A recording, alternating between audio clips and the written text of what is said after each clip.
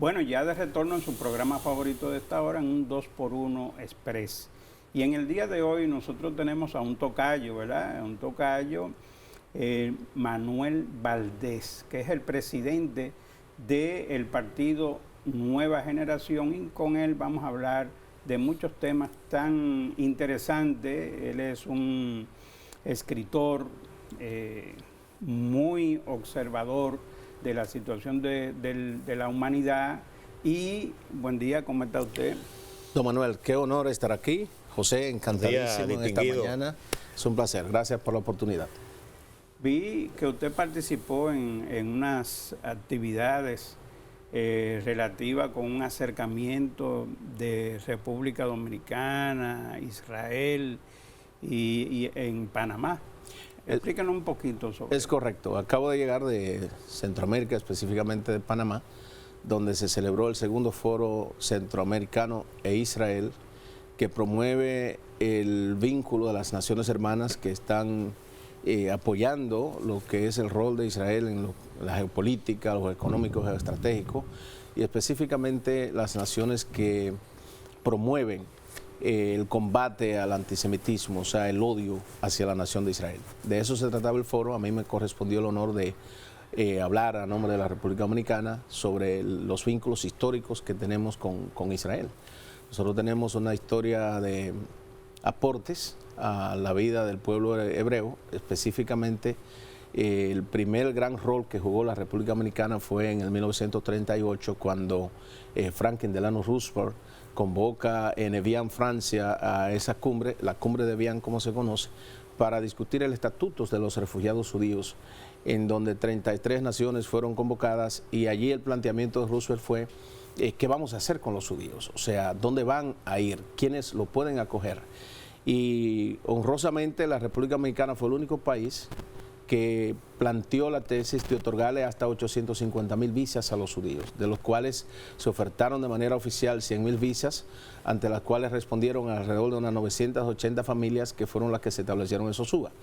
Luego, en el 1947, el 29 de noviembre, cuando se votó en las Naciones Unidas la resolución 181 para la cuestión de los dos estados, el Estado palestino y el Estado de Israel, la República Dominicana fue el voto decisivo, donde 33 naciones votaron a favor, hubo 13 abstenciones y 13 en contra y 10 abstenciones. La República Dominicana fue decisiva como nación en el voto emitido para que Israel regresara al concierto de naciones. Entonces los judíos tienen eso muy presente. De hecho, en Jerusalén, en el Museo del Holocausto, hay un podium destinado a la República Dominicana. O sea, aquí hay un reconocimiento del pueblo hebreo al rol que ha jugado la República Dominicana. ¿Cómo estuvo compuesta la delegación dominicana en la cual usted fue parte en ese congreso? Me permito decirle que la encabecé. O sea, hubo allí algunos dominicanos, era muy selectivo el espacio de participación, bueno, era de volumen, era de representación, había unas 27 naciones reflejadas allí, pero solamente 16 naciones tenían participación como expositores. Nos tocó el honor de cerrar la cumbre. Allí nos encontramos con la diputada Dorina de San Francisco de Macorís, muy talentosa Dorina Castillo, y con ella estuvimos compartiendo la representación de la República Dominicana. Nosotros vemos, diga José. Sí, no, está bien, está bien. Nosotros vemos aquí sus dotes como escritor, interesantísimo. Este libro que me acaba de traer, hay una foto de él, Destruirá el terrorismo al mundo. Y aquí hay una serie de pasajes, de historia, vamos a decir, desde el 1976. ¿Verdad? Explíquenos un poquito el contenido sobre este libro, que yo en este fin de semana me voy a dar vida. Se va a dar banquete. Leyéndolo. Luego yo te lo voy a prestar, José. Mire, el libro es una propuesta de análisis de la realidad global.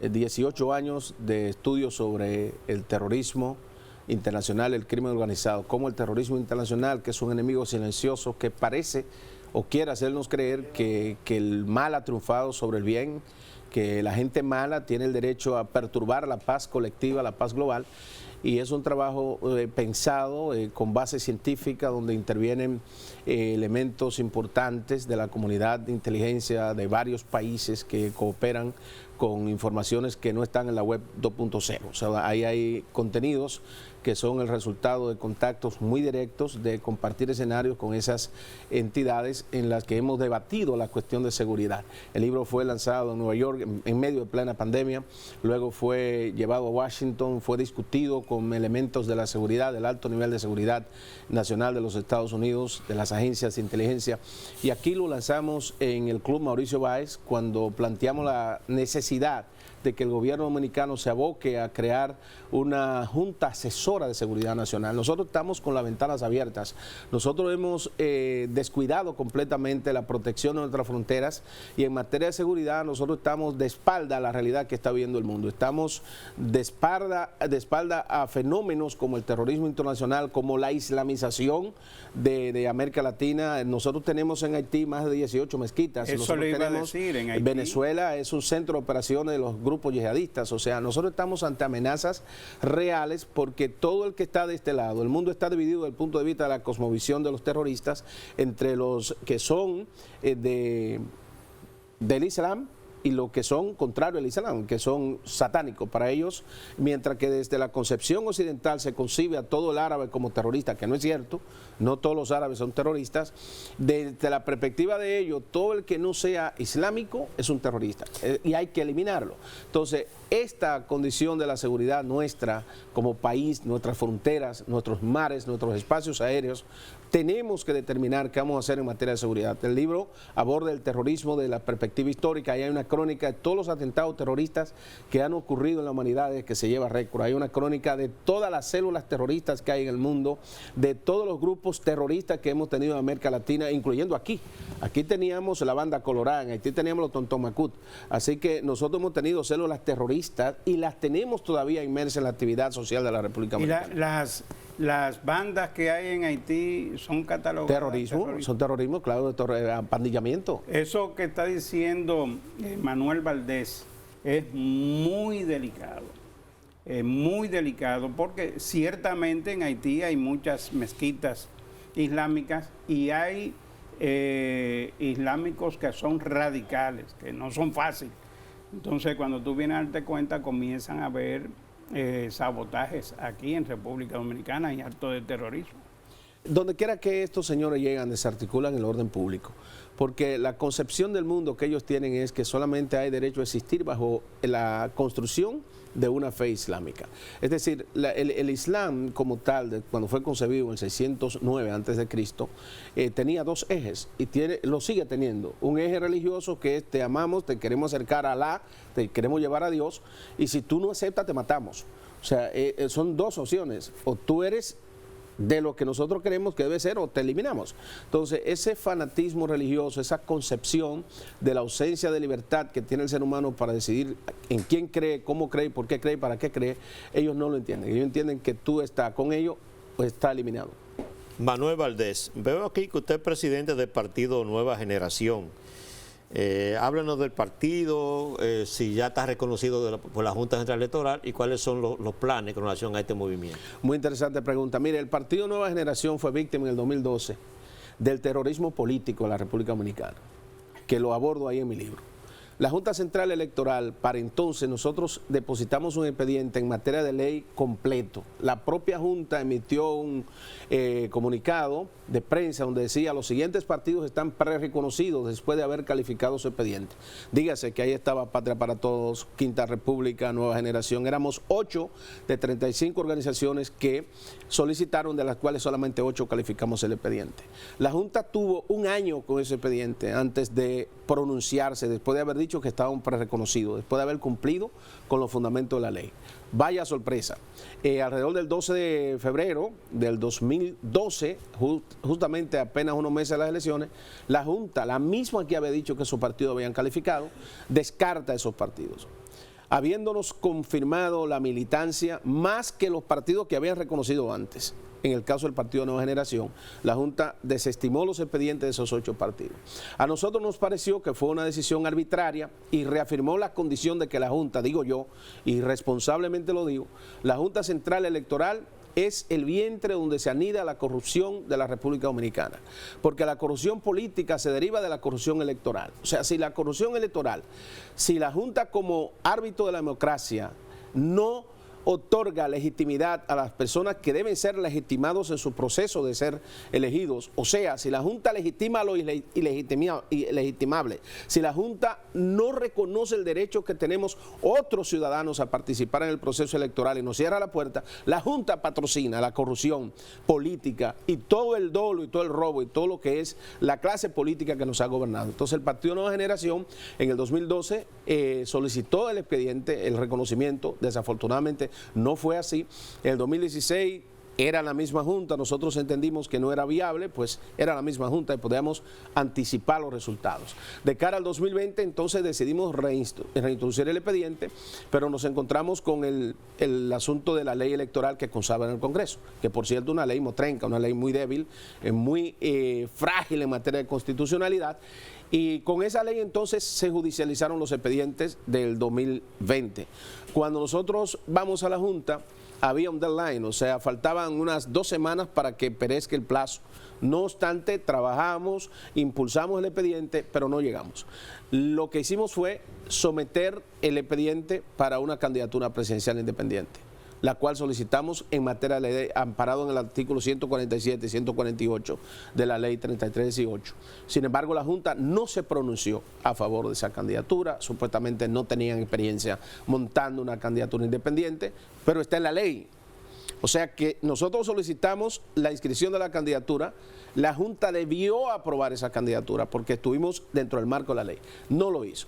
Lo que quiere decir que la Junta sigue vulnerando los derechos de los ciudadanos y negándonos el espacio que nos corresponde de ser una nueva propuesta del liderazgo que debe relevar ese liderazgo político tradicional. En este momento, nosotros una vez más, creyendo en la democracia débil que tenemos, vamos a reintroducir el expediente para a los fines de montar la boleta de cara al 2024. Esa es la etapa en la que nosotros estamos en este momento. Todo partido político tiene un lema que lo identifica. ¿Cuál es el lema de la nueva generación y cuáles son sus fines políticos? Podemos ser un mejor país, es el lema nuestro. Podemos ser un mejor país y los amigos de la patria somos más. Los fines políticos son servir a la nación dominicana. La clase política que le ha fracasado a la sociedad dominicana, como ha fracasado el sistema de partido, el sistema político en América Latina, aquí nosotros hemos fracasado en cuanto a contenido. La clase política dominicana ha demostrado incompetencia para articular un pensamiento político, para articular una agenda de nación, una agenda de país. Nosotros tenemos una propuesta de país, un proyecto de nación. Ese proyecto republicano que emergió de las entrañas de los primeros padres de Duarte, Sánchez y Mella, que fueron los forjadores de nuestra infraestructura social, ese proyecto patriótico que los padres de la patria concibieron no se ha realizado. Nosotros tenemos una deuda pendiente. Nosotros tenemos 178 años de historia republicana transicionando de manera invertida, o sea, negándonos el derecho a existir como sociedad. El proyecto social y político de Nueva Generación ha sido articulado para responder a esa necesidad de un proyecto nacional que verdaderamente defienda los intereses nacionales. ¿Tienen presencia ustedes a nivel nacional? En todo el territorio nacional, las 32 provincias, en gran parte de los 158 municipios, los 135 distritos. Vámonos con un tema muy de actualidad. En este momento el presidente de la República va camino a Washington, donde va a tener una reunión con Kamala Harris, que es actualmente la vicepresidenta de los Estados Unidos. Y se estima que va a ser una reunión de alrededor de 4 horas y dentro de esos temas está el caso de Haití. ¿Cuál es la opinión que usted tiene con relación a esa reunión y cuál pudiera ser el resultado según su conocimiento político? Mire, yo he dicho una vez tras otra que el problema de los países no es si tienen fronteras, es decir, no tienen una política de fronteras. Y el problema nuestro es que no tenemos una política de frontera. Y por dicha causa, entonces, cualquier organismo internacional o cualquier elemento de la comunidad de poder nos quiere imponer agendas que responden a intereses de nichos, a intereses especiales. Yo pienso que el tema haitiano, he dicho una vez tras otra, lo debemos ver de frente y no de espalda. La historia política de la República Dominicana dice que hemos sido irresponsables en manejar de forma apropiada y en virtud del desafío que tenemos con la problemática haitiana, el caso Haití. El caso Haití es un problema de Estado, que nosotros tenemos que verlo no dentro de lo que le interesa a Haití, dentro de los intereses que tiene la República Dominicana para su supervivencia. O sea, nosotros tenemos en Haití nuestro propio problema palestino, nosotros tenemos en Haití nuestra propia franja de Gaza. ¿Qué es lo que reclaman los palestinos? Que el Estado de Israel es de ellos, que todo el logro de Israel históricamente es de ellos, que ellos estaban ahí primero en la tierra, lo cual no es correcto. Entonces, ¿qué reclaman los haitianos? Que el territorio de este lado de la isla, la parte oriental, es de ellos, tienen miedos históricos, tienen deseos históricos de controlar el territorio dominicano. Entonces, y han invadido. Y han invadido una vez tras otra. O sea, nuestro problema no ha sido con China, por ejemplo. Nosotros, las guerras internas que hemos tenido, ha sido más que todo en materia de preservación de nuestra territorialidad y de nuestra identidad nacional. ¿Qué yo veo de esa reunión? Que el presidente no lleva una agenda, el presidente no lleva una agenda país. O sea, aquí todo el mundo sabe que el gobierno no tiene una agenda de Estado que tenga que ver con preservar la territorialidad, con preservar nuestra integridad territorial, con garantizar nuestro estado de bienestar. Ese problema que ustedes estaban abordando ahorita, de la sobrematriculación en las escuelas. ¿Por qué el gobierno no le dice a la sociedad dominicana que es que hay un exceso de población estudiante de haitianos que están matriculados en las escuelas y que se le ha dado prioridad en perjuicio de los estudiantes dominicanos? No tienen la responsabilidad de decírselo, no tienen el valor de decírselo. Entonces el presidente aparece como un héroe. Le voy a dar $500 a cada estudiante. Esa no es la solución. ¿Dónde está el dinero del 4% del cual se jactó Danilo, que decía que había construido más de 2.000 escuelas con más de 47.000 aulas? ¿Dónde está ese dinero? ¿Dónde están esas escuelas? O sea, aquí no hay fiscalización de la cosa pública. Por eso nos encontramos con la desgracia de que ahora tenemos 300.000 estudiantes que no tienen acceso al derecho básico de ser educados. Pero el gobierno no le dice que es que hay una matrícula impuesta a las escuelas públicas dominicanas. Pero además el presidente aparece como el salvador, o sea, el presidente que está dando $500. No se dice que es el gobierno, lo correcto es que diga el gobierno dominicano, para preservar la integridad del bienestar de la educación en la República Dominicana, está dando ese bono, el gobierno, porque aquí todo es el presidente. Y ahí tenemos casos también en la parte de salud con los hospitales y las parturientas haitianas, que se gastan más de 10.000 millones de pesos del presupuesto nacional en atención a esas parturientas. ¿Y qué hacemos con esas parturientas cuando llegan a los hospitales? Mire, es ¿dejarla fuera entonces? No, mire, veámoslo de la siguiente manera. La República Dominicana históricamente ha sido un país solidario. Cuando pasó el terremoto en Haití, yo fui a Haití encabezando una comisión de técnicos. Yo llevé a una comisión de más de 27 personas que vinieron y los supervisé. Fui con ellos 2 veces a Haití. Cuando estuve en Haití, dirigí una opinión a la nación haitiana desde una emisora, las pocas que quedaron. Y el peritaje que hicimos, el arco de realidad que nosotros hicimos, traje la impresión de que Haití no tuvo una tragedia. Haití es una tragedia. Cuando regresé de Haití, convoqué a una rueda de prensa en el restaurante Vizcaya, donde planteé la construcción de un Haití viable. Mientras todos estaban hablando de la reconstrucción de Haití, yo decía, es que no se puede reconstruir lo que no ha existido. Cuando la gente habla de que Haití es un estado fallido, no lo es. Haití nunca ha sido un estado. Cuando Haití logra su independencia en el 1804, el día 1 de enero, en aquella famosa noche de los cuchillos, donde todo el que fuera mulato lo desgollaron y sobre ese baño de sangre que ellos juran su independencia. Desde entonces ha tenido 58 golpes de Estado. O sea, es una masa de personas que viven en un territorio por debajo del nivel de la vida, despoblando los bosques. 96% del territorio haitiano está desertificado y nos están desertificando a nosotros con el conuquismo, con la economía de subsistencia. Entonces, ante esa situación, Haití tiene que enfrentarse, decía yo, a su propia realidad. O sea, la República Dominicana no puede encargarse de su propio problema, que lo tenemos, y de los problemas haitianos. O sea, la República Dominicana tiene que ser solidaria, pero la República Dominicana tiene que ser de, por y para los dominicanos. La primera función del gobierno de la República Dominicana es garantizar la integridad del territorio y el bienestar de los dominicanos. Y si podemos ayudar a otros. Entonces ese problema no lo podemos manejar nosotros. ¿Qué es lo que ha creído la comunidad internacional? Bueno, que nosotros tenemos el derecho histórico, el deber histórico a resolver el problema de Haití. Nosotros no lo creamos, lo crearon los propios haitianos y ellos tienen que enfrentarse a su realidad. Por eso estoy convocando a la Cumbre Dominico-Haitiana para hablar de gobernabilidad, democracia y desarrollo. ¿Hasta qué punto es viable o posible la gobernabilidad en Haití? ¿Hasta qué punto es posible la democracia? ¿Y hasta qué punto es posible el desarrollo? ¿Y hasta qué punto, si en Haití no es viable ni posible la democracia y la gobernabilidad, hasta qué punto nos afectamos a nosotros? Licenciado, muchísimas gracias. Óigame, excelente lamentablemente, posición. Quisiéramos seguir, pero en televisión usted sabe que el tiempo no perdona. Pero excelente posición, y yo quisiera otorgarle una nueva entrevista para dedicarle mucho más tiempo a eso precisamente que usted está tratando sobre el tema haitiano y la nación dominicana. Muchas gracias por su, a ustedes. Por su presencia, y a ustedes, amigos televidentes, les invitamos a que se mantengan ahí, porque en brevísimo, venimos con Luis Méndez y los deportes.